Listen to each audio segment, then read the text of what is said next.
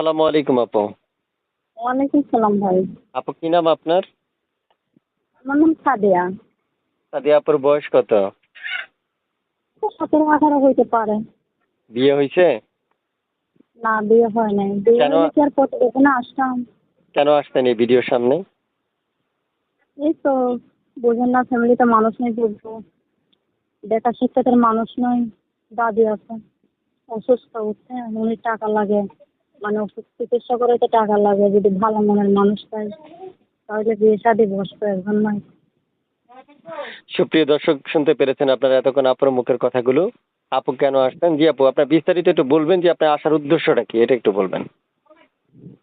এই তো আইসি, গরিব মানুষ, কাজ যে কাম নাই, মেয়ে মানুষ, কাজ কাম করতে পারি না। জি এটা তো বাসা বাড়ি বুঝতে পারলাম। কাজ তা আপনি করি। কাজ কাম না করলে পারলে তো আপনাদের তো কেউ চাকরি দিবে না এখানে।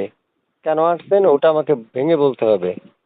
এই তো ভালো মনের মানুষের জন্য, সে যদি আমার বিয়ে করে তাহলে আচ্ছা আচ্ছা ভালো আপু একজন মানুষের জন্য, সে যদি আমার বিয়ে করে তাহলে আমি পাশে থাকি।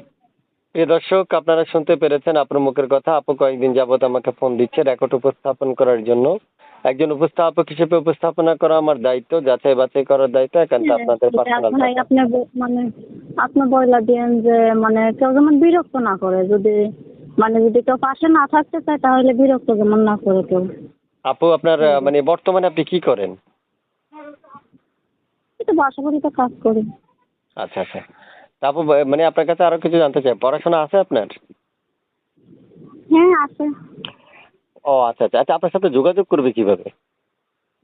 এই তো আমি মোবাইল নাম্বার দিয়ে দেবো আপনার কাছে। আচ্ছা আচ্ছা। এই আমি কি নাম্বার আপনি এই বলবেন আমাকে। নাম্বারটাই কি দর্শকদেরকে দিয়ে দিব? হ্যাঁ, এই নাম্বারটাই দিয়ে দেবেন।